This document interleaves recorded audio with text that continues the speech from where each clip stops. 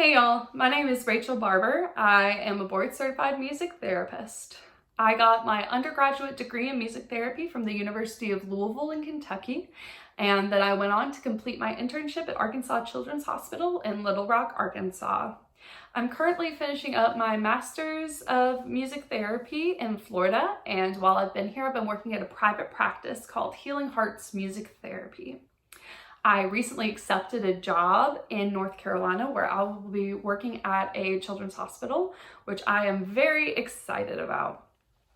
So I wanted to share a little bit about what a day in the life of a music therapist at a children's hospital looks like. Of course, this will vary between pediatric medical settings and general medical settings, from hospital to hospital, from therapist to therapist. So this is just what I witnessed and I experienced. Of course, since I was an intern at the time, my experience is a little bit different than what my supervisor's was, but it still gives a pretty good overview.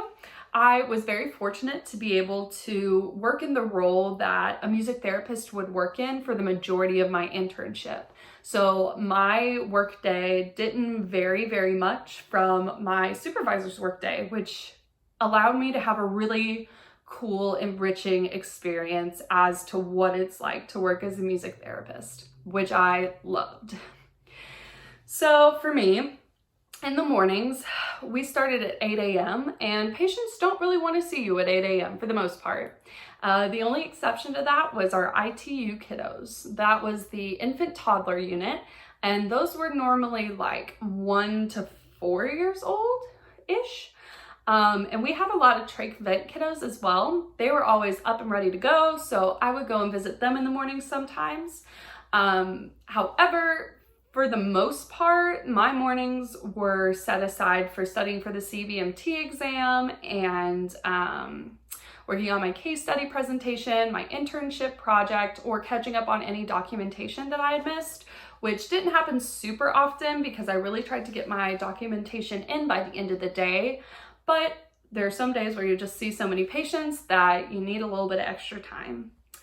There were also some interdisciplinary meetings that would take place in the morning over Zoom.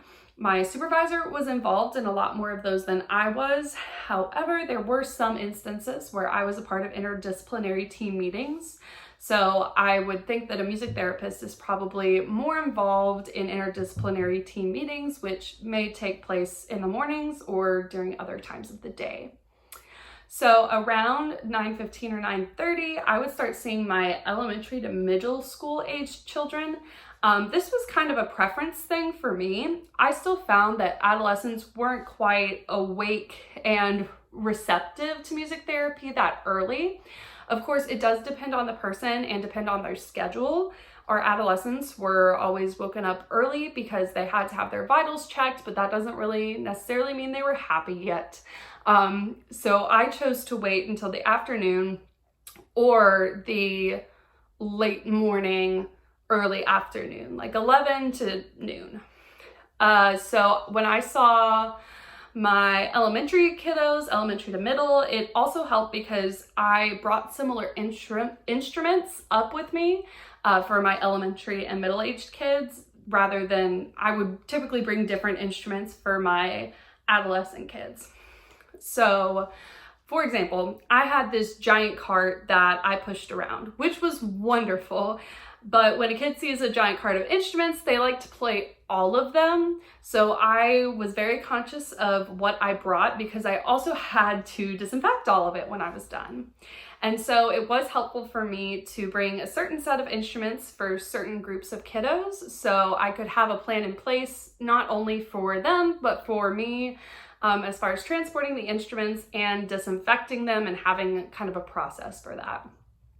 So then we had lunch. Sometimes at lunch we would have child life meetings.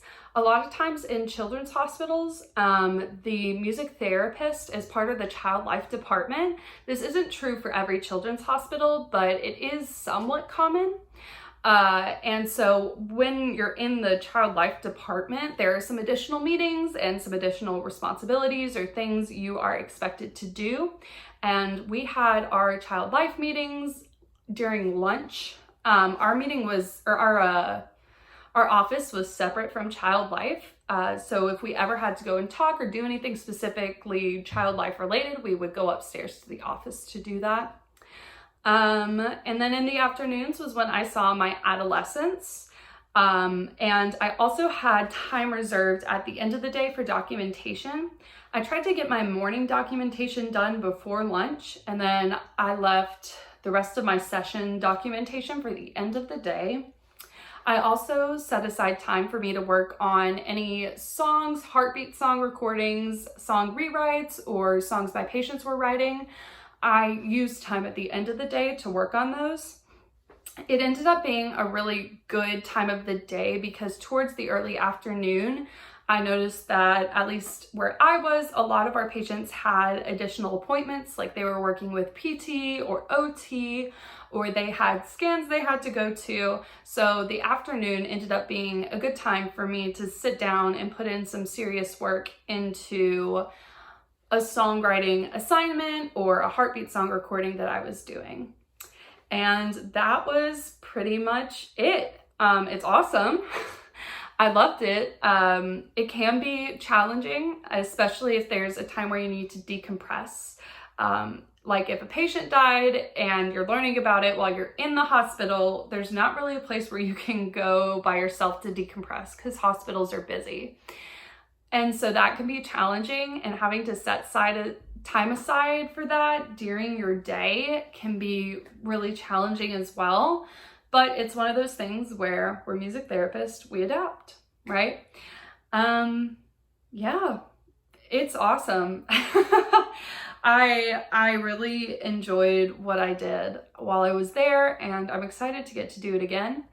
So thanks for letting me talk at you about a day in the life of a music therapist at a children's hospital. If you have any questions about anything that I talked about in this video, you are welcome to contact me. My contact information is below.